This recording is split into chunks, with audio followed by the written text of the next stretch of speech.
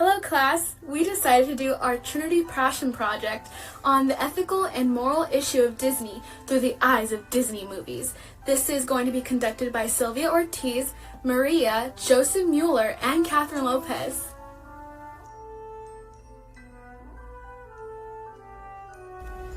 If you could imagine and respond to something in your mind after listening to this music, you might be Disney's child who had been influenced by Disney for decades.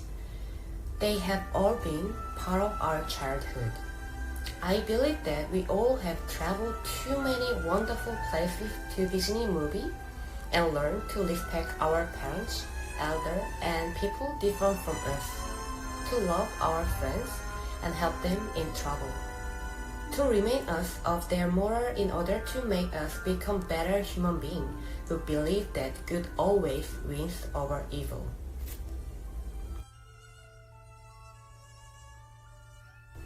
Disney is quite pervasive within our modern culture. Home videos exposed kids over and over again to the idea in Disney films.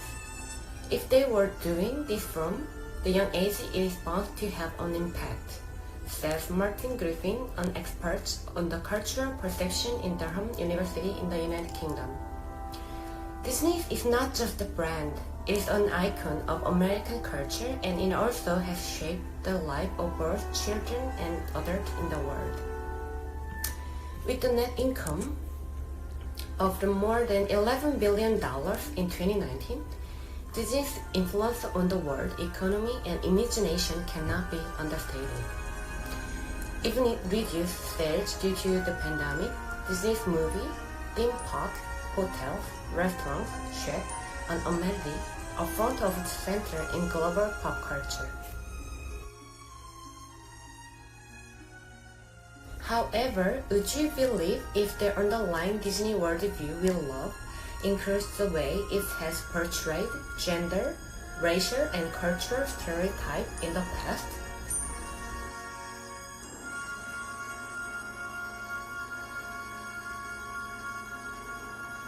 Do you remember hearing these phrases? Whistle while you work. Always let your conscience be your guide. Hakuna Matata. It means no worries for the rest of your days. Or how about this one? Ohana means family. And family means nobody gets left behind. If you remember these phrases, then you grew up with Disney. Disney movies generally have a good reputation linking to imagination, happiness, inspirational, and wholesome family entertainment. Disney movies have taught us how to deal with life events, such as death in The Lion King. They have taught children that true love is colorblind and without prejudice, and that love transcends all race, religions, and family backgrounds, as in Pocahontas. Beauty and the Beast moral is not to judge people based on their looks and first impressions, and true beauty comes from within. In the new age movies, such as the new Disney Mulan, women seem to gain a little more independent streak, such as where Mulan proves to be as strong as her male counterparts. These are just a few examples of some great movies that we have seen from Disney.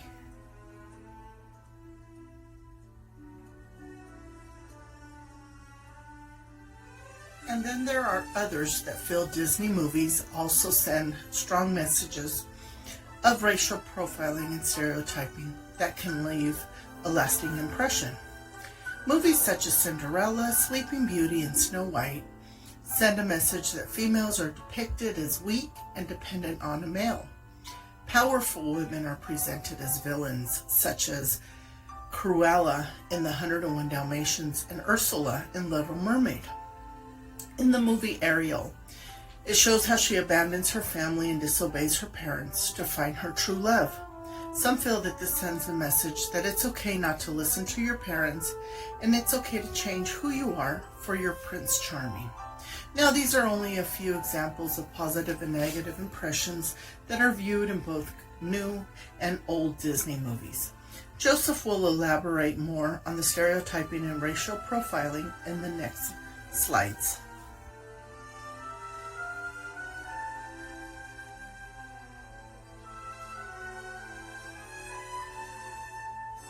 Hello everyone, Joe Mueller here from this group talking about the Disney dilemma, the ethical and moral issues that Disney has faced. I think with the point of this topic here is I really want everyone who's reading these slides and thinking about this topic to reflect on some past Disney movies that they've seen. I know growing up I've seen some older ones. We're talking about Peter Pan. I mean, that was from the 50s. Again, a lot of generations have grown up with Disney, right? They're storytellers. They're here to entertain, market. And I think that a lot of us can recollect a scene that maybe was a little inappropriate or wasn't really okay. And so the one that we're talking about is the racial profiling, putting genders in a certain role, misidentifying cultures. And as you can see from this slide here, Disney themselves has actually acknowledged that this has been an issue, right? So they've actually put some disclaimers at the beginning of their movies that really discuss this and show how they're going to try to surpass this. I will be keeping these slides short, so we're going to go ahead and move on to the next slide.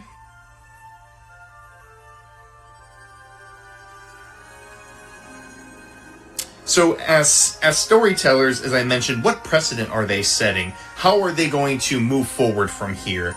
If you start a movie and you have a history of racial profiling, stereotyping, what are these children going to grow up with, right? So This screenshot here is from a movie that actually, I believe it's The Land of the South. It was a Disney movie that was actually never released on DVD. I believe the last known copy you can get was released in 1991.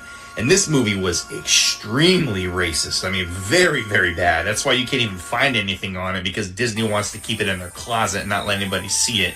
And the reason why, as I said, that ethically and morally, they have an obligation in making sure that people aren't identifying races in such a negative way. Kids are, again, this is marketed to kids, to families, and people are growing up on this. So the precedent that they set is very important, because potentially you can cause some serious damage here if children think it's okay to grow up thinking that people act this way, people look this way, talk and sound this way. Again, there's multiple examples from Disney. We're talking about The Jungle Book. We're talking about, Princess Tiana and the Frog. Even though that was a step in the right direction by identifying an African-American princess, there was actually a lot of things in that movie that were still racially offensive, and including Pocahontas. A lot of people were offended with that movie. Even though, traditionally they've had Anglo women as princesses, Disney is slowly, step by step, you can see it every movie, improving and trying to really set a new precedent for their next generation. Thank you so much for your time. That is, in a nutshell, some of the racial stereotyping, ethical, and moral dilemmas that I have acknowledged and wanted to share with you all. Thank you so much.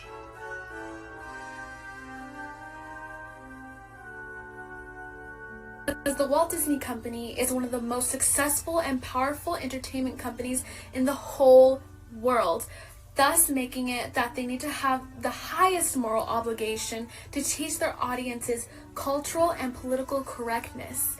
On the screen, I have displayed some morals that Disney wants to display in their movies, which are faith, living in peace, good deeds, and giving to others. And especially because now, given in the times that we're in which we're trying to be more progressive with topics like this, is why Disney needs to be more up to date what is happening and how we are going to correct what they have done in the past. And as Joseph has said in previous slides, is that they do now have a disclaimer actually when you go on Disney Plus, which I will display in the next slide. So why is this such a passionate topic to the team? Most of us were able to say that simply we grew up with it. And it was in all of our lives, and we realized that it's going to be in our kids' lives as well as our grandkids' lives, and we realized that this is such a big company, and we would hate to see something that we love so much be turned into something so bad. We are grateful that they are trying to correct it, but unfortunately they did make past mistakes. And we just want them to acknowledge it and spread the word to other people so that they are able to realize what Disney has done, and only can we learn from that as well as future companies. In conclusion, Disney has put out several examples where they do have racial profiling, such as The Jungle Book, Pocahontas, Peter Pan, and even when they're trying to be most progressive when introducing an African American princess for The Princess and the Frog movie, they still were not able to do it completely right, and there was still some racial profiling in there.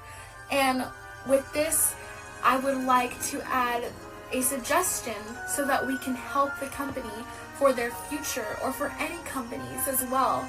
I suggest that they hire the role of a cultural anthropologist, in which their role is to do the research before the movie and make sure that they have the cultural correctness, so that we don't have these situations in which we are racial profiling or making something not politically correct. As you can see on the left, we have The Jungle Book, in which it has this disclaimer on the Disney Plus app or on your computer, where it talks about that there are negative depictions of mistreated people or cultures. And then we have the same content advisory on the right with Peter Pan. So having the new production of Raya and the Last Dragon, in which this is they don't say specifically a Filipino princess, but they say a Pacific Islander princess, so that they are able to make it a more broader scale, that we can understand that they brought different pieces of different cultures of Pacific Islander groups, and not saying specifically Filipino, so that they are able to have that small possibility that they're able to racially profile.